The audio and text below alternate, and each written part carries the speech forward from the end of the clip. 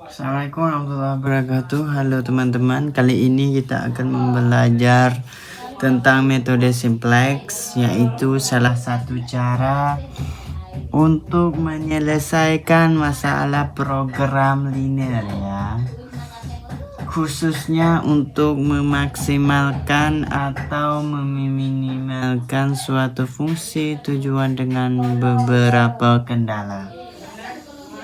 Jadi metode gerak simplex ini ya menyelesaikan masalah sama dengan metode grafik, tapi ini metode simplex akan mengadakan tabelnya ya teman-teman. Sama ada fungsi kendala. Ya, kita sudah sediakan fungsi kendala 1, 2, 3, 4. 1, 2, 3, 4. Terus kita membuat tabel ya teman-teman. Ini langkah pertama. Metode simplex, ayo kita menyimak dan mempelajari sama-sama. Dan untuk kita mengadakan tabel ya, ini adalah tabel, bukan hanya angka-angka itu, ini adalah tabel. Saya tidak membuatkan baris-barisnya. Ya, pertama kali kita harus mengadakan X1, X2, X3 ya. Di dalam fungsi kendala ini ada X1, X2, X3, tiga fungsi. Fungsi kendala 1, 2, 3, 3X ya. Kita edit S1, S2, S3 dan Z maksimal. Kita bahas maksimal teman-teman. Ini variabel basis adalah X1, X2, X3, S1, S2, S3 ya. Ini adalah nilai kanan. Ini adalah angka indeks. Ya, ini X1, S2, S3 dan angka Z maksimal ya. Kita hanya melihat ini X1 sama dengan 1 ya. Ini adalah 1, kita membuat dari ini X2 1, X3 adalah 2, kita dibubur dalam ini ya. Dan S1 berapa X1? S1 sama dengan 1. S2 ada, S2 nggak ada, S2, S3 juga nggak ada, dan sama dengan 2. Kita membuat nilai kanan 2. Dan S2 adalah fungsi kendala yang kedua ya. X1 sama dengan 7 ya, kita harus 7. S2 6, S3 2. S1 ada, S1 gak ada. Adanya S2 1. S1 kita nolnya. S3 0 dan sama dengan 8 di belakangnya nilai kanan. Dan sama dengan S3 sama di Z maksimal minus 8, minus 9, minus 4 dan 0 semua. Ini ada kita mencari maksimalkan, kita harus nilai Z ini menjadi tidak minus ya, tidak minus ya. Ini adalah minus semua, jadi kita harus mengubahkan semua angka ini tidak bisa menjadi minus ya. Yang kedua, melakukan iterasi ya, mencari kolom kunci berasa nilai fungsi tujuan, jika nilai Z kunci adalah nilai negatif tertinggi ya. Apa nilai tertinggi? Adalah 9. Ini adalah kolom kunci di metode simplex ini. Dan mencari baris kunci adalah baris yang memiliki nilai indeks positif tertinggi ya. Bagaimana kita akan mencari nilai indeks yang tertinggi ya? Kita harus pakai rumus yang nilai kanan dibagi kolom kunci ya. Kita sudah ada kolom kunci ya, yang ini ya kolom kunci 3 dikali 2, ini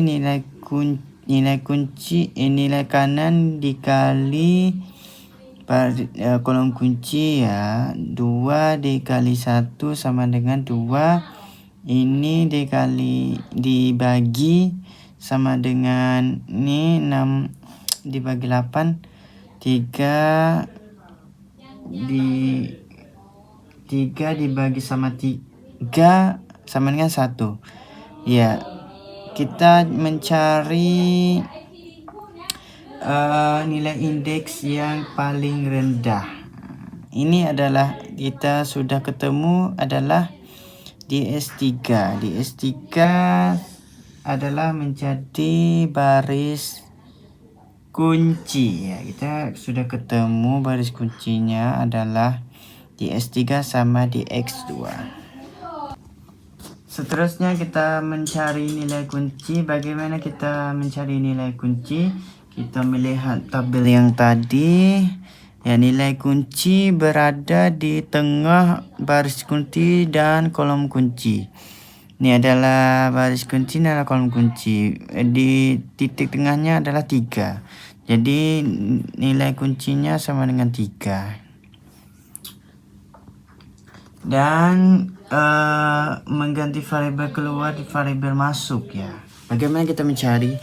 Mencari nilai baru pada baris kunci, membagi masing-masing nilai baris dengan nilai kunci. Ini adalah contoh ya, nilai S3 ya. S3 di S3 adalah nilai kunci dikali sama S3 adalah baris kunci dibagi sama nilai kunci adalah 3 ya, dibagi semua satu baris yang menjadi nilai baru. Nilai baru dalam kolom dalam baris kunci ya. Seterusnya kita harus mencari nilai baru selain nilai ini adalah rumusnya, nilai lama di minus nilai baru baris kunci yang tadi kita mencari ini, dan dikali sama dengan kolom kunci, nilai kolom kunci. Yang kolom kunci yang kita mencari tadi yang ini ya. Dan selanjutnya kita harus membuat tabel yang baru ya. Interaksi baru, matriks baru adalah yang kita tadi X1, X2, X3.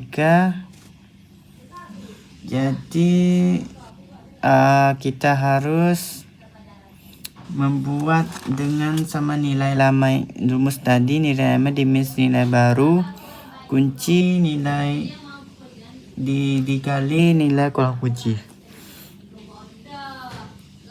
Terus kita ambil nilai baris nilai lama ya, ini nilai lama di S1.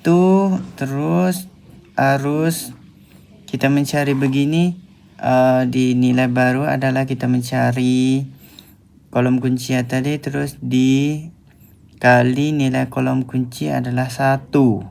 Nilai kolom kunci adalah di 1 yang ini ya. Rumusnya begini totalnya, dan semua baris ini kita letak di S1, dan kita mencari S2 ya, sama kita meletak di S2. Di baris Z kita harus mencari, dan hasilnya mencari menjadi begini.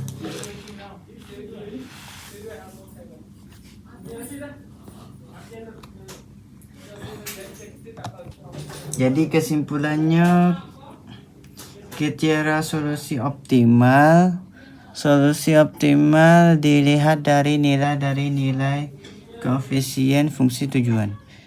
Jika Z max dikatakan optimal jika seluruh nilai koefisien positif atau 0. Jika Z means minimum negatif atau 0 jika kriteria tidak terpenuhi, maka ulang kembali dari langkah 1. Ya. Jadi kita sudah mencari kalau di nilai Z masih ada angka means, ya kita harus mengulang di angka 1. Ya. Begini ya teman-teman. Saya segini saja. Wabillahi taufiq. Assalamualaikum warahmatullahi wabarakatuh.